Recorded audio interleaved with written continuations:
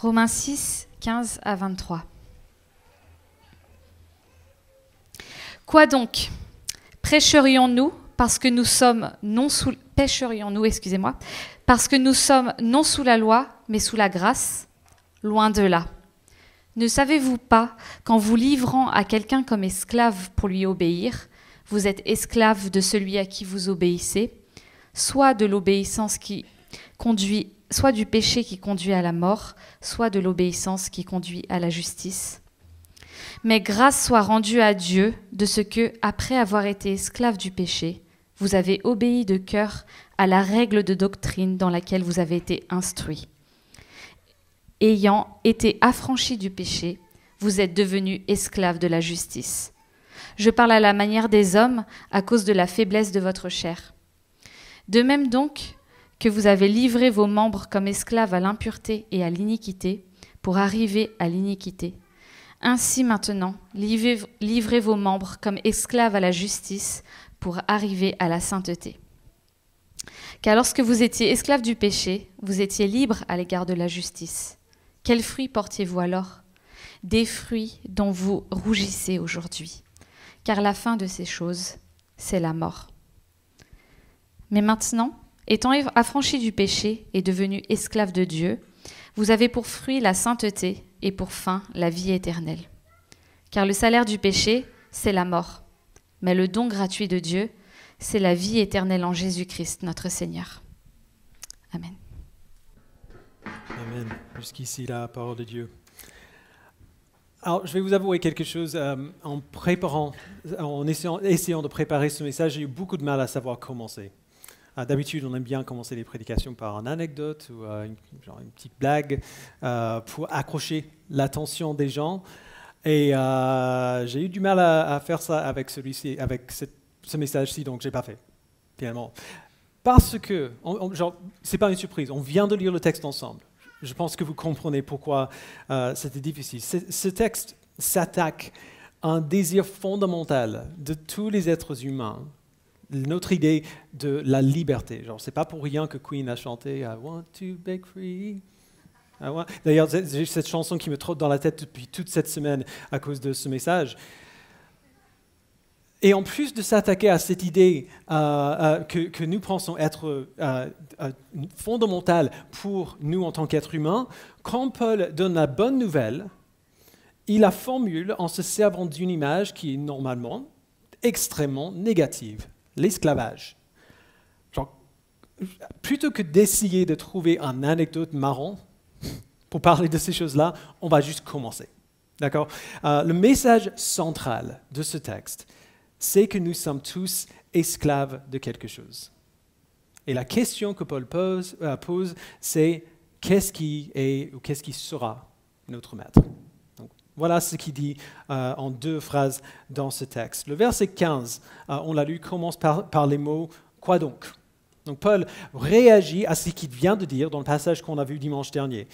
Paul a passé le chapitre 5 à nous expliquer les profondeurs incroyables de la grâce de Dieu en disant que là où le péché s'est multiplié, la grâce a surabondé. On voit ça dans le chapitre 5, verset 20. Il nous a dit que nous sommes tous nés, comme il dit, en Adam. Nous sommes tous nés pécheurs à cause du péché du premier homme. Et Christ, quand il est venu, il nous a purifiés de notre péché. Il nous a rachetés, ramenés dans sa famille. Et donc maintenant, nous ne sommes plus en Adam, nous sommes en Christ pour la première fois réellement libres. Et puis, il commence le chapitre 6 par une question rhétorique. Il dit au chapitre 6, verset 1, « Que dirons-nous donc? Allons-nous persister dans le péché afin que la grâce se multiplie? Certainement pas. Nous qui sommes morts pour le péché, comment pourrions-nous encore vivre dans le péché? » Alors, ça sert à quoi de mourir au péché si on va vivre dans le péché? Paul passe les 12 versets suivants à expliquer pourquoi. Si nous avons la foi en Christ, nous sommes maintenant morts au péché, vivants pour Dieu en Jésus-Christ. Il dit au verset 14, « En effet, le péché n'aura plus de pouvoir sur vous, puisque vous n'êtes plus sous la loi, mais sous la grâce. » On se souvient, sous la loi, le péché nous condamnait, parce que la loi exposait toujours notre péché comme condamnable, comme la raison pour laquelle nous méritons d'être condamnés par Dieu. Mais sous la grâce, notre péché est couvert. enlevé, réduit à rien par le sacrifice de Christ à la croix pour nous. Alors du coup, juste après ça, Paul pose sa deuxième question rhétorique de ce chapitre au verset 15. Il dit quoi donc ? Allons-nous pécher parce que nous ne sommes pas sous la loi, mais sous la grâce? Alors ça semble assez similaire à la question qu'il a posée au début du chapitre, mais ce n'est pas exactement la même chose. Vous connaissez Monopoly ? Qu'on peut piocher une carte, cette carte qui nous donne le droit de sortir de prison au moment qu'on veut, n'importe quel moment, et on le garde pour pouvoir le faire au cas où on en a besoin. Paul dit essentiellement que la grâce, est-ce que la grâce est notre carte qu'on a pu piocher grâce à Christ pour sortir de prison, quand on veut sortir de prison? Et il dit en réponse, certainement pas.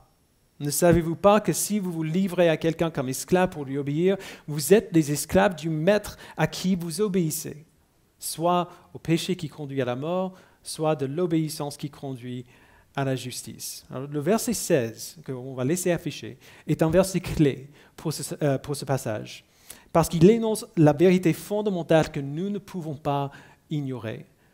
Tout le monde est soumis à un maître.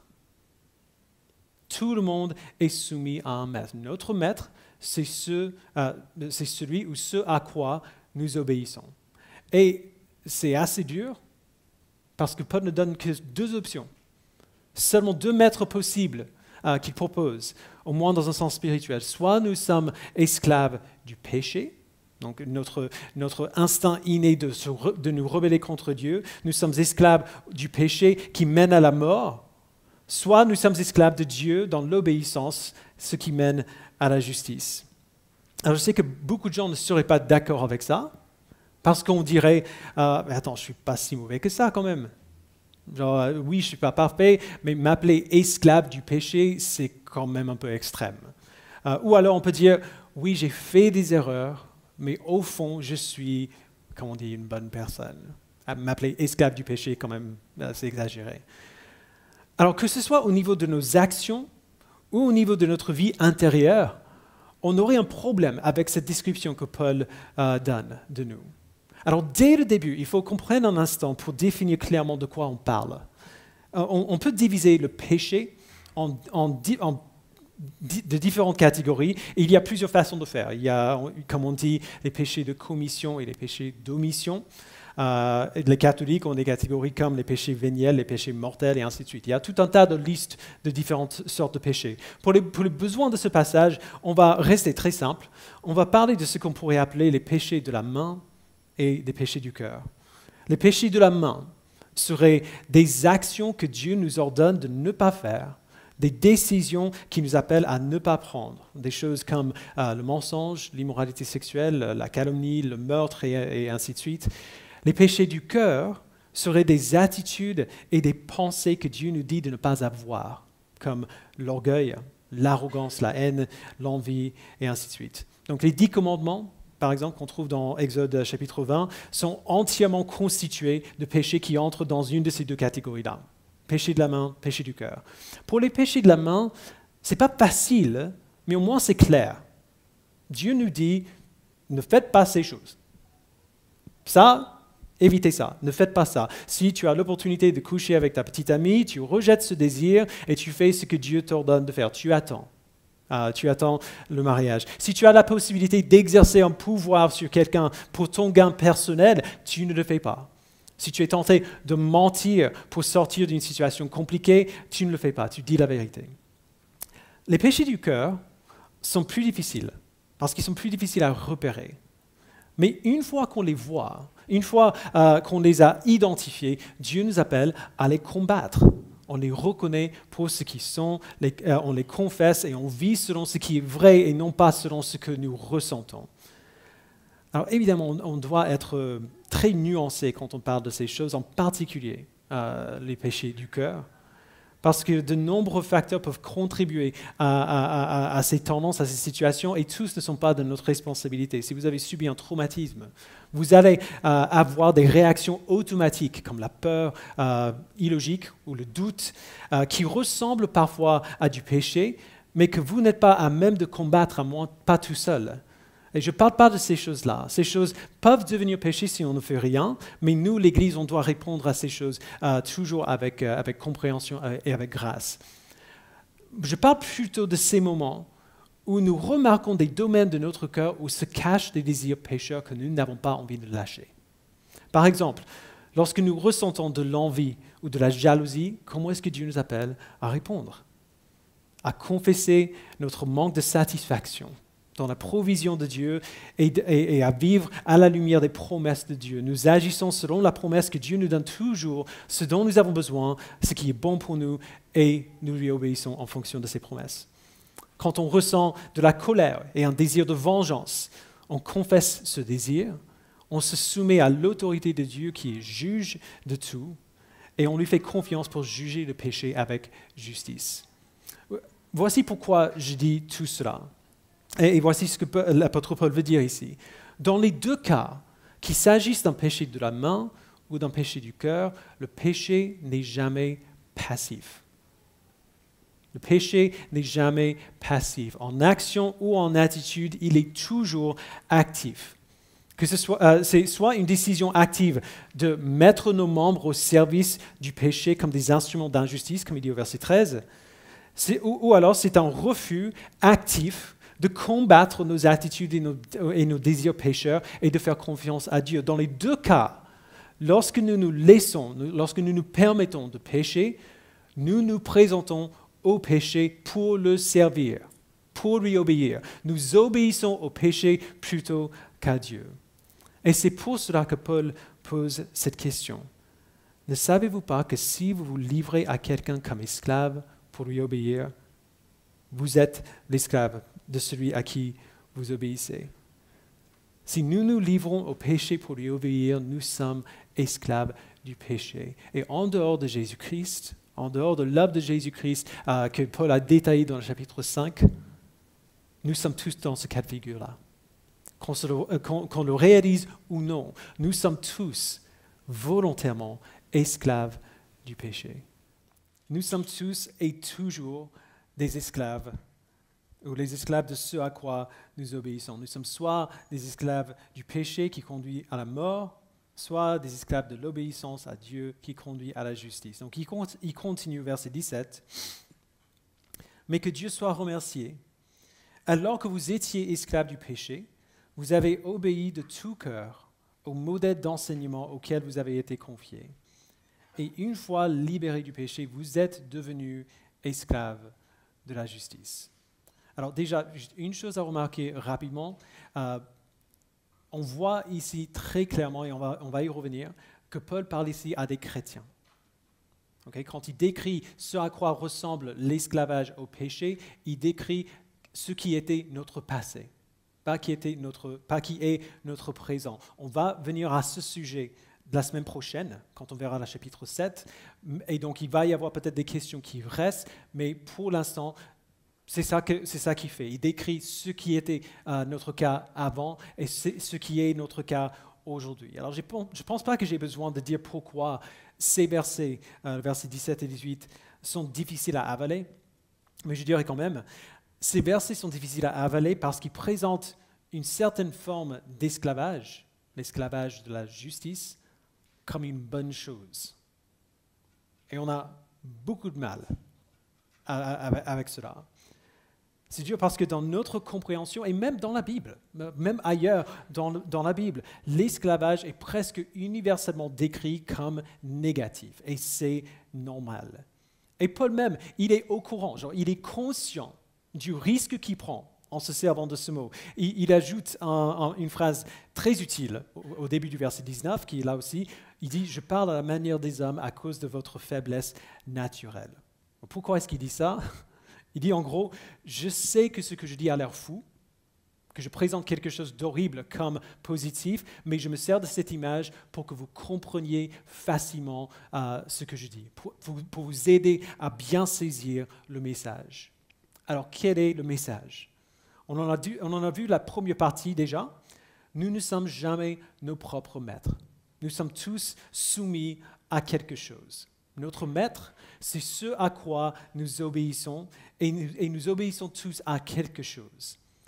À cela, on pourrait répondre, c'est vrai, mais ce à quoi j'obéis, moi, ce sont mes désirs, mes propres désirs, à moi. Donc c'est moi le maître. Dans un sens, c'est vrai. Ce que nous servons, ce à quoi nous obéissons, c'est nos propres désirs. Mais dire ça est bien trompeur. Parce que nous avons tendance à penser comme le monde pense. Si j'obéis à mes désirs, alors je suis le maître. Parce que ce sont mes désirs. Je fais ce que je veux. Mais ce n'est pas vrai. Nous ne sommes pas maîtres de nos désirs. Le fait que nous servons nos désirs, que nous obéissons à nos envies, ne fait pas de nous des maîtres. C'est le contraire. Si vous avez un doute, voici un test. Pensez à quelque chose que vous voulez vraiment, que vous désirez ardemment. Je ne parle pas seulement dans le sens de genre, j'aimerais bien prendre une crêpe après le culte. Ça marche aussi, mais je parle plutôt de quelque chose que vous voulez vraiment, genre profondément. Vous êtes célibataire et vous voulez vraiment vous marier. Vous êtes marié sans enfants et vous voulez vraiment avoir des enfants. Vous détestez votre travail et vous voulez vraiment changer de poste ou même trouver une autre entreprise. Vous ne supportez pas votre colocataire et vous voulez vraiment soit trouver un autre, soit vivre seul. Nous avons tous quelque chose comme ça, quelque chose que nous désirons vraiment profondément. Alors voici le test. Trouvez le truc qui est votre truc à vous, que vous désirez vraiment, et décidez maintenant, genre tout de suite, de ne plus le vouloir. Allez, vous êtes des adultes. Prenez la décision, faites le choix, ici et maintenant, de ne plus avoir ce désir. Ce n'est pas possible. Ce n'est pas possible. Nos désirs sont plus forts que nous. Et ce que nous désirons le plus, à un moment donné, c'est ce qui va gagner. Mais voici la bonne nouvelle, et c'est la deuxième partie du message de Paul ici. Si nous avons la foi en Christ, Dieu a fait quelque chose en nous pour changer la donne. Ce que nous désirons le plus l'emportera toujours, mais quand Dieu nous a donné la foi en Christ, il nous a aussi donné autre chose. Il nous a donné de nouveaux désirs. Des désirs qui correspondent à ses désirs, à lui. Alors ça n'arrive pas d'un coup. De ce côté du paradis, ce ne sera jamais parfait. Mais si Dieu nous a donné la foi en Christ, alors nécessairement, par définition, il y a des choses que nous voulions avant que nous ne voulons plus aujourd'hui. Il y a eu un changement dans nos désirs. C'est un peu comme grandir. Vous voyez ça quand vous avez des enfants, on achète des jouets pour nos enfants quand ils sont tout petits. On sait qu'on aimait ce genre de choses quand on était petit. Mais maintenant, genre, on se met par terre pour jouer avec les enfants et on joue avec eux, avec les jouets, et on se dit, mais quand même, c'est bête. C'est pas très intéressant quand même, c'est ennuyeux. Pourquoi j'aimais ça quand j'étais petit? On grandit et nos désirs changent. Ce que nous aimions avant n'est plus aussi attirant aujourd'hui. C'est la même chose ici. Quand Dieu nous donne la foi, il nous fait grandir. Il prend des choses que le reste du monde poursuit et il les rend moins attirantes pour nous. Il y a des choses que nous désirions avant, des choses que nos voisins et nos collègues désirent encore, que nous ne voulons plus. Il y a certains sujets de discussion qu'on trouve plus intéressants aujourd'hui, certains types de blagues qu'on trouve plus marrantes. Certains types d'actions et d'attitudes qui ne nous conviennent plus. Avant, on aurait pu les faire sans réfléchir. Maintenant, ils nous mettent mal à l'aise. Si Dieu nous donne la foi en Christ, alors il a commencé à nous changer. Depuis l'intérieur. Il a commencé à nous donner de nouveaux désirs qui correspondent à ses désirs à lui. Alors pourquoi est-ce que j'ai dit tout ça pour parler des désirs? C'est à cause du verset 17. Paul dit que vous qui étiez autrefois esclaves du péché, vous êtes devenus obéissants de tout cœur à la parole de Dieu que vous avez reçue. On n'est pas encore parfait et ce changement en nous va se poursuivre tout le reste de notre vie. Mais nous avons commencé à obéir, non pas parce que nous y sommes obligés, mais parce que nous voulons lui obéir. Nous voulons ce qu'il veut. Nous voyons ce qu'il décrit comme bon pour nous, on le voit comme de bonnes choses. Nous voulons ce qu'il veut pour nous. Nous avons commencé à avoir ces nouveaux désirs. Tout comme on avait l'habitude de pécher de tout cœur avant, sans même y réfléchir, maintenant, nous avons commencé à obéir de tout cœur. Nous avons été libérés du péché, comme on l'a vu la semaine dernière, et par conséquent, au verset 18, plutôt que d'être esclaves du péché pour obéir au péché, nous sommes devenus esclaves de la justice, obéissant de tout cœur à la règle d'enseignement que nous avons reçue. Alors, ça va toujours, je pense, toute ma vie, ça va être étrange d'entendre Paul présenter ça de manière positive, présenter l'esclavage de manière positive. Mais quand on comprend de quoi il parle, ce n'est pas vraiment si surprenant que ça. Imaginez à quel point on verrait différemment l'esclavage si le maître avait toujours prouvé que son but était toujours de servir ceux qui sont sous son autorité. Si le maître était bon et ne voulait que le bien de ceux qui travaillaient pour lui. Si le maître faisait tout et vraiment tout pour prendre ceux qui sont sous son autorité et leur donner la vie abondante dont Jésus parlait dans Jean 10, ce ne serait pas difficile de se soumettre à un maître comme ça. Ce serait une joie de nous soumettre à un tel maître. Et justement, c'est le maître que nous avons. C'est le seul maître de l'univers qui peut gérer l'esclavage de la bonne manière. Un être humain ne peut pas être maître de notre être humain. L'esclavage de humain à humain est toujours et sans exception affreux. L'esclavage à Dieu n'est pas la même chose. Parce que notre maître est un bon maître. Notre Dieu est un bon Dieu. Le maître prend soin de ses esclaves. Le maître sert ses esclaves. Le maître s'occupe de ses esclaves et pourvoit que ce qui est bon et parfait et agréable pour eux. Il ne prévoit que ce qui les ramènera plus près de lui, la raison pour laquelle nous sommes créés. Nous avons un bon maître et donc nous pouvons dire, sans hésitation, même si ça nous fait un peu bizarre, nous pouvons dire, nous sommes heureusement, joyeusement esclaves de notre maître. Tout le monde sert un maître. Alors la grande question du reste de ce chapitre, c'est quel maître est-ce qu'on va choisir de servir? Lisons la deuxième moitié du verset 19. Il dit, de même que vous avez mis vos membres comme esclaves au service de l'impureté et de l'injustice pour arriver à plus d'injustice, de même maintenant, mettez vos membres comme esclaves au service de la justice pour progresser dans la sainteté. Alors, rappelons-nous de ce qu'on a vu plus tôt, et aussi la semaine dernière. Le péché n'est pas quelque chose qui nous arrive. Nous ne subissons pas le péché. Quand on dit qu'on est tombé dans le péché, on dit quelque chose qui est faux. Le péché est toujours actif. Si nous péchons contre Dieu, c'est parce que nous avons présenté nos membres comme esclaves du péché, ce qui a conduit à plus de péché. Et donc l'appel de Paul ici est simple. Faites le contraire. Présentez vos membres comme esclaves de la justice, qui conduit à la progression dans la sainteté. On utilise beaucoup ce mot sainteté ou sanctification dans l'Église, et ce que nous voulons dire par ce mot est assez simple. La sanctification, progresser dans la sainteté, c'est grandir pour ressembler à Jésus-Christ, dans nos pensées, dans nos attitudes et dans nos actions. La sanctification est bien plus qu'une simple imitation de Christ, n'importe qui peut faire ça.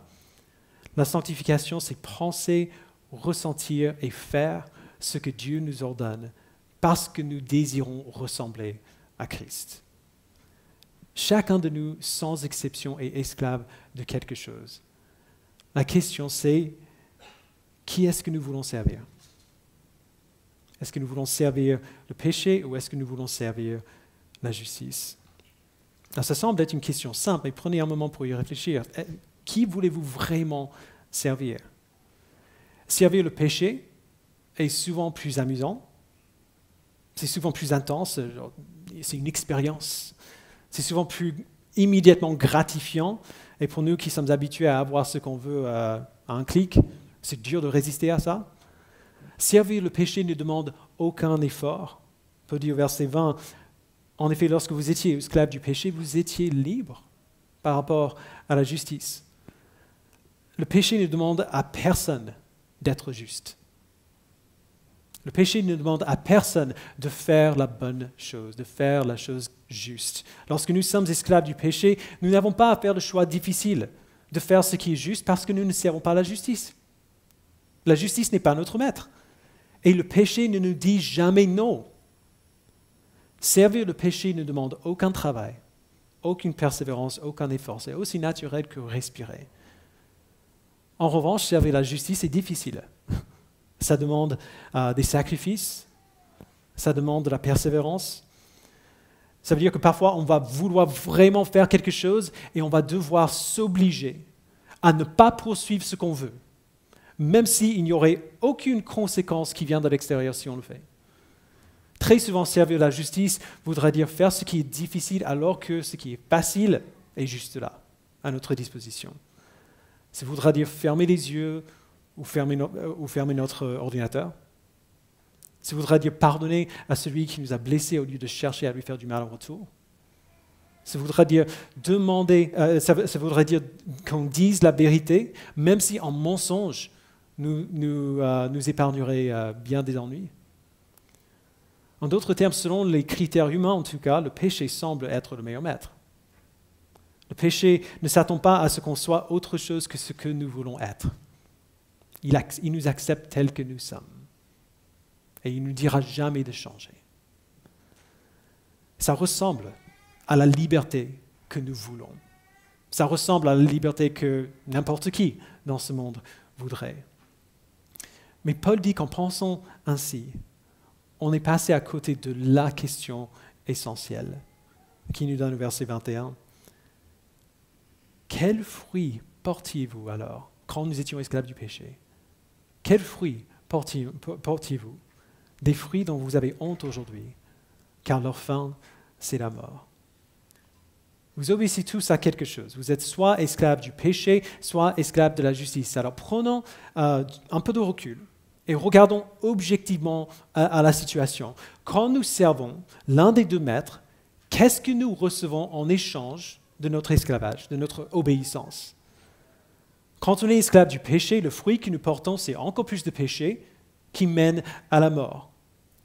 Il y a bien longtemps, j'étais fumeur, et je vais vous confesser ça tout de suite, j'adorais ça.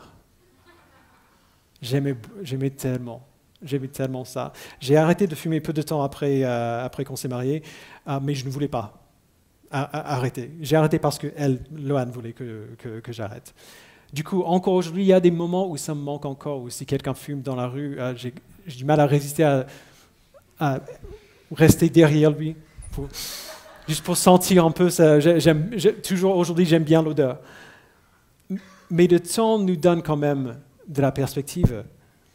Au cours de ces 15 dernières années, j'ai perdu tous mes grands-parents, et 2 d'entre eux sont morts d'un cancer de poumon, provoqué par des décennies et des décennies de cigarettes. Alors, avant de m'envoyer vos objections, je ne parle pas ici de si fumer est un péché ou non. Okay, ça, c'est un débat pour un autre jour. Je parle juste de la logique de la chose. J'ai reconnu que si je continue de fumer, il y a de fortes chances qu'un jour, ça va me tuer. Ça a tué la moitié de mes grands-parents. Si je continue comme ça, un jour, ça risque de me tuer. Alors, est-ce que je veux vraiment me laisser partir à nouveau dans ce sens? Non. J'ai envie d'être là pour mes enfants quand ils seront grands. J'ai envie d'être là pour voir mes petits-enfants. J'ai envie d'être là aussi longtemps que possible pour faire ce que Dieu me donne de faire jour après jour. Vu ce qui est arrivé à mes grands-parents, je suis tellement heureux, tellement reconnaissant que Loane m'a forcé à m'arrêter. Au moins m'a convaincu de m'arrêter. Précision importante. C'est la même logique que Paul emploie ici.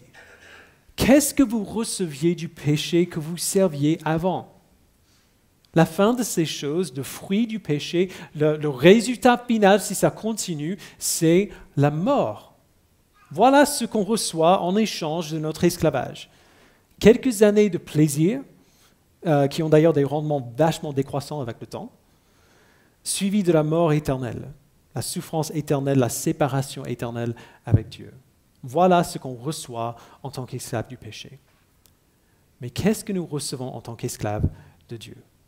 Verset 22, « Maintenant que vous avez été libérés du péché et que vous êtes devenus esclaves de Dieu, vous avez pour fruit la progression dans la sainteté et pour fin la vie éternelle.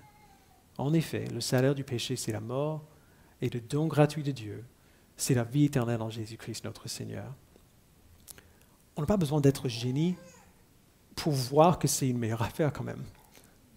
Le fruit d'être esclave du péché est la mort, le fruit d'être esclave de la sanctification est la vie éternelle. Joie éternelle, paix éternelle, plaisir éternel à sa droite, comme David dit dans le psaume 16.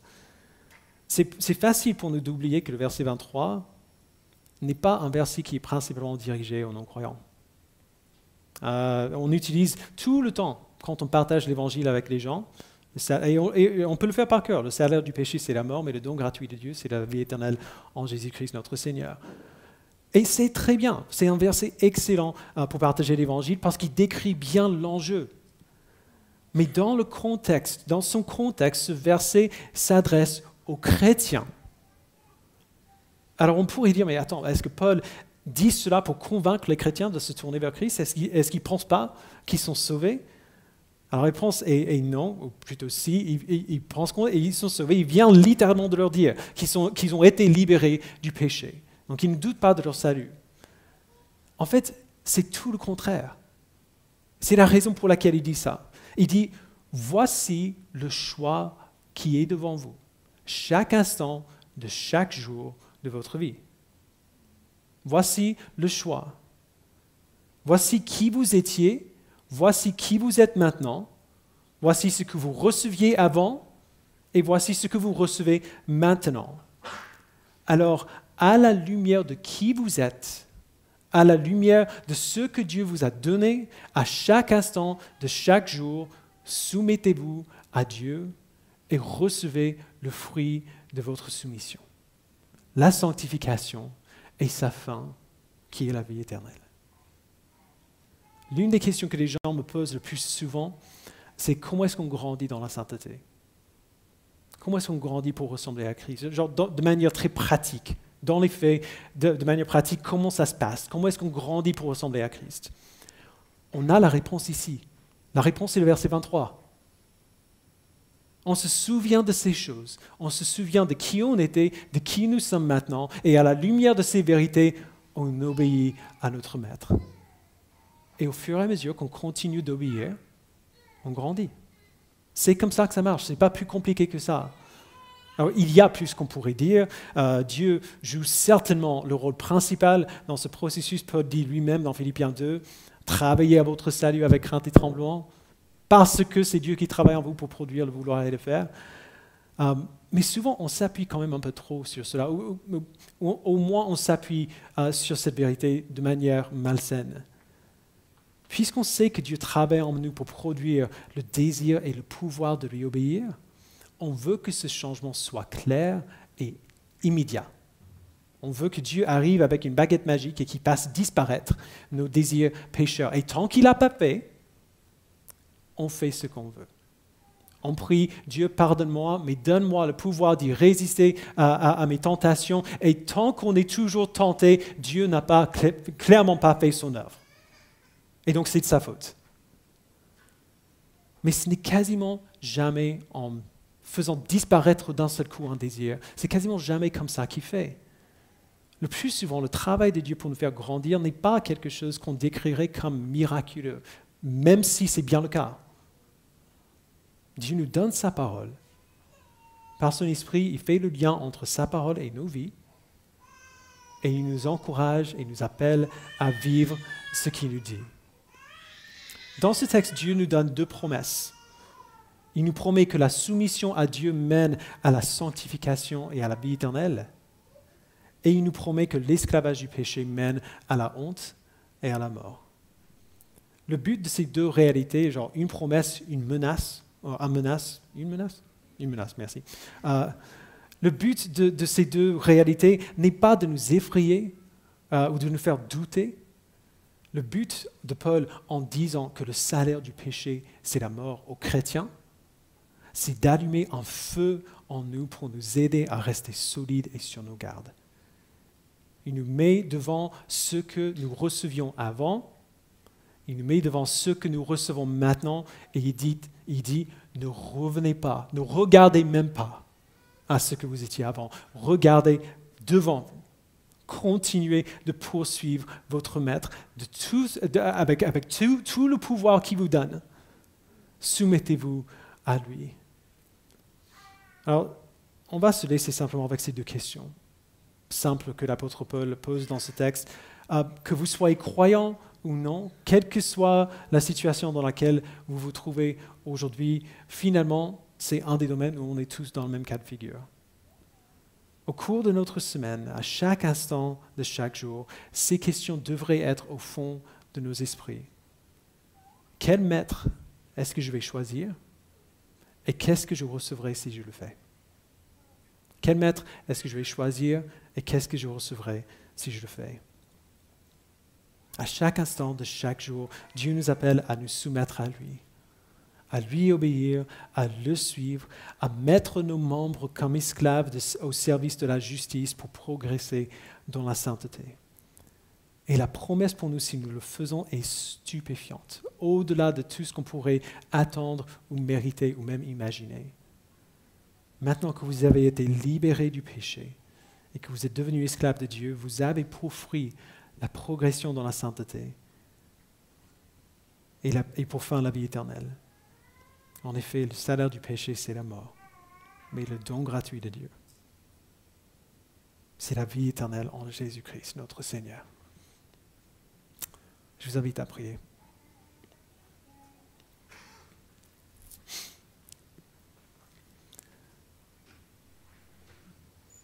Père, je te remercie profondément pour ce texte, parce que bien souvent nous oublions qui nous sommes. Nous oublions ce que nous étions avant et ce que nous sommes maintenant. Nous oublions que nous ne sommes plus en Adam, mais que maintenant nous sommes en Christ. Nous oublions que la liberté que tu donnes n'est pas la liberté de faire tout ce qu'on veut, mais plutôt la liberté de vouloir ce qu'on devrait vouloir. Merci Père pour ce rappel que notre situation a tellement changé entre le jour de notre conversion et maintenant, les jours avant et les jours après. Notre situation a tellement changé que vivre comme nous vivions avant, refuser de nous soumettre à toi alors qu'on sait ce que tu nous demandes, devrait être absolument impensable, impossible, hors de question. Nous oublions très facilement cela. Et donc merci pour ce texte qui nous le rappelle, qui nous rappelle de tout ce que nous avons reçu et de tout ce qu'on aurait dû recevoir. Aide-nous, Père, en réponse à ce don que tu nous as donné en Jésus-Christ, de te choisir chaque minute de chaque jour, de te suivre, de choisir de laisser derrière nous le péché qui nous contrôlait avant, le péché auquel nous étions soumis avant. Aide-nous, Père, à nous rappeler que tu es notre maître et que tu es un bon maître. Aide-nous à joyeusement nous soumettre à toi pour te servir. Au nom de Jésus-Christ, nous prions. Amen.